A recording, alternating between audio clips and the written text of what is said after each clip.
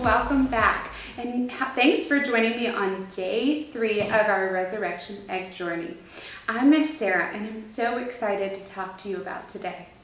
Today, we're going to talk about the Last Supper. I'm sure some of you might have heard about that before. So, during his Last Supper, Jesus stood up and he held out a cup and he gave it for everyone to drink. And he said, "This is for you, and this is the understanding that this is my blood shed for you."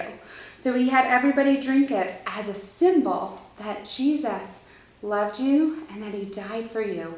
And so when we take our cup, we realize the symbol that Jesus died for us. So we can take, and you can get a fun cup of water or tea or grape juice, and you can sit with your family and have a sip and remember the symbol that Jesus died for you.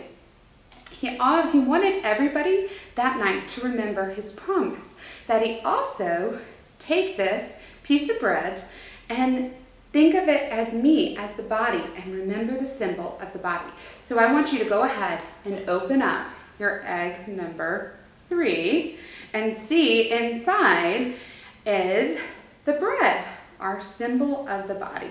So inside we will have the bread. Miss Sarah's in the video here to show you easily is out of a bag, but yours will be safely placed in a bag. So it has been safely prepared for you to take for Jesus if you choose.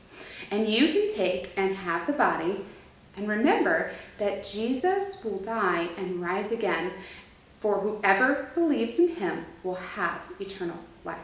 So you can take your bread and have your small cracker to have with your Last Supper. Now, I gave you multiple crackers in because you can put the other ones back in the bag safely and leave them in your egg so that you can remember the story. If you eat all your crackers and you still want to remember the bread in your Resurrection Egg story, you can always take a brown piece of paper and put a little brown piece of bread in here to remember about Jesus.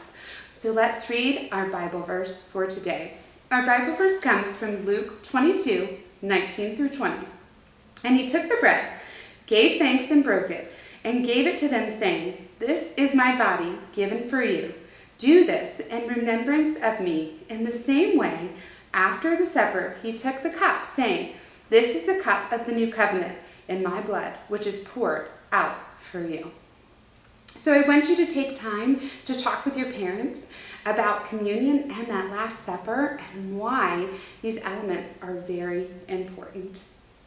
Also, for another fun activity that you can do during the day is I just took a white piece of paper and I drew a circle around it to make my very own dinner plate. And I got out some fun Play-Doh and I'm going to sit and make my Last Supper. I'm going to take and I'm going to make blue bread today. And I will make a nice loaf of bread to have at my dinner and on my plate. I'm even going to make it more like a hot dog roll with like little lines in the top of it. And I can even, with my friends, I can break it and give all pieces for them or my siblings or my brothers and sisters, and they can have some of the bread. And I've got my other color Play-Doh here for my fun supper, and I'm actually going to make a cup, I think, out of this one to remember Jesus for me. I'm not super good at making cups fast, but I like, this is going to be my little teacup bowl, and I'm going to have my little cup. So you can do this at home with your family, which will be also lots of fun. As we end, I'd like for you to get with your parents too and talk about some of our very special questions for the day. What kind of promises have you made before? Is it always easy to keep them? Jesus kept his promise just like he said he would. Do you think it was easy for him to keep his promise? Thank you everyone for joining me today on day 3, our Last Supper, and I hope you have fun with your family, remembering this special sacrament that Jesus promised that he was going to die for us, and he made special symbols so that we can always remember him. Bye everyone!